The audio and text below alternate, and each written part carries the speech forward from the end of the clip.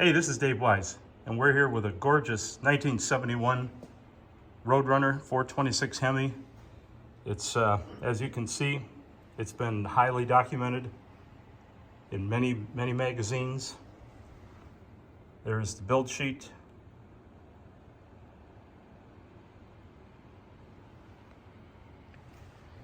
So we're here with the owner. So tell me a little bit about the story in this car as I pan around it. Well, the car was ordered in 1970.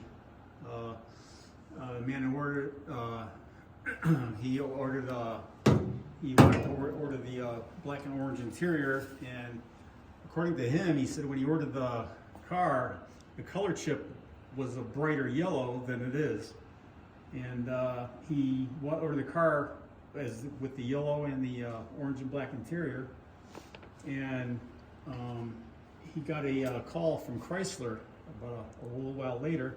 He said they didn't recommend getting this color with the interior, and he insisted that he wanted that color.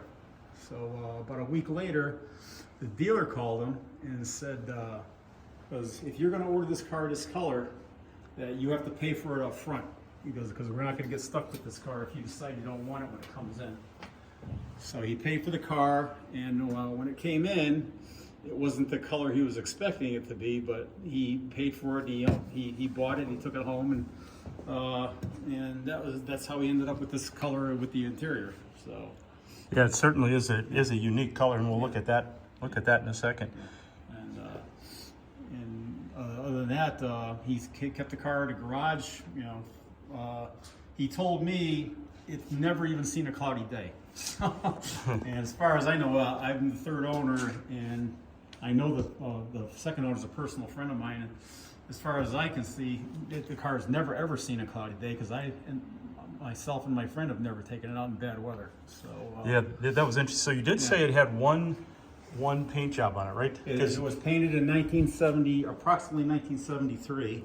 And so tell me about the Hemi emblem too. Tell me about that. The car came through when it had so much orange peel.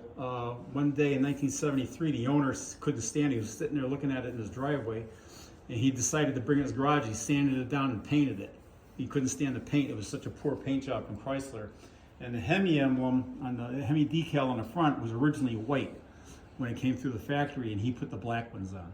Yeah, which is kind of odd. Yeah. The other thing I like about this, and we'll talk about the J.C. Penney rear tires, which is kind of cool, but these mags, these are something you don't see often. This car was delivered with those wheels. They're Keystone Rokes, I believe they're called. They're 14-inch. I wish he got 15s, but they're 14s. But the car, I had the wheels before I had the car. That's a different story. But the front was originally our Firestone white ovals. They were worn out when I got them, so I put the Pro Tracks on. Those are original Pro Tracks. Those aren't reefers. Yeah, no, I see that. That's pretty cool. And the rear tires are the ones that came from the dealership with they're bought at J.C. Penney. They're from 1971.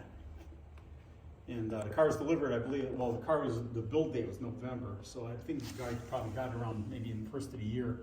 So those cars are from late 70. Those tires are late 70, early 71. And they're the cars that left the dealership. Tires that left the dealership with. So what did they do? You obviously swap the wheels out at the dealer, and yeah, they swapped. And I don't know what happened to the original wheels. I think they were just takeoffs, and they did something else with them.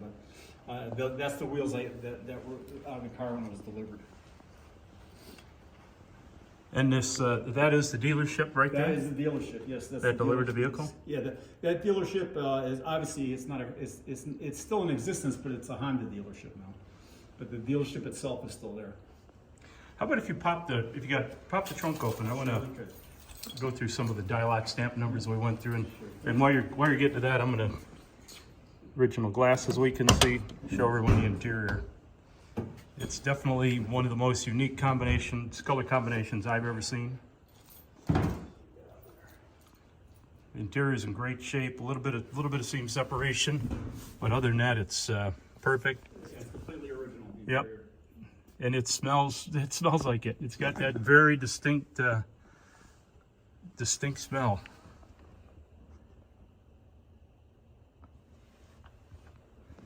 And even little details. I don't know if you've ever picked up on this. You see how they were retaining the Oh, they were retaining the vinyl top? Yeah, I see it. Yeah, they have the little Yep. clips. Yeah, you had that on the right side and left side. Well, and you can see what a careless job. I know you guys painted, obviously the outside was done, but you could see the jams. Yes. Yeah. There was never, Yeah, they didn't paint the door jams. Yeah. no, no, that's some of Chrysler stuff right there. Quarter panels look great. But yeah, what I was quite impressed with in the trunk area was I was able to find all the dialite stamp numbers very readily, and they all matched up how they should. I got them up under the Dutchman panel. Got them on the right and left side of the car. And the other thing that you very rarely see, it has its contact strips for the weather strip, the deck lid seal, and those are still in place. That's kind of a miracle in itself.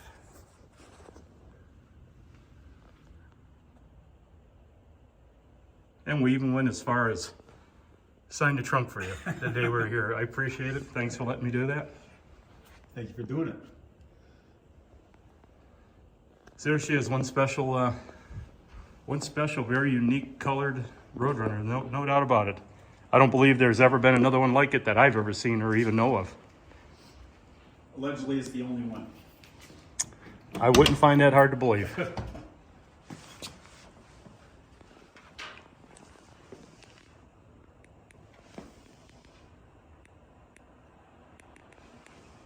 That is very cool.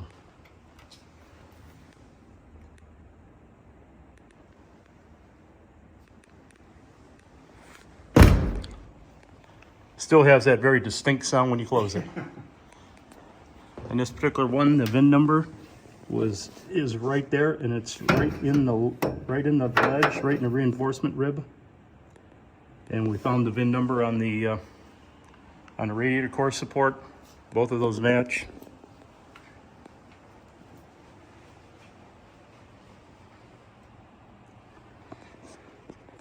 Very cool. We really appreciate you having me come out and validate the car, and we'll give it Appreciate your time coming out and doing it. We're going to have a very nice report on this car.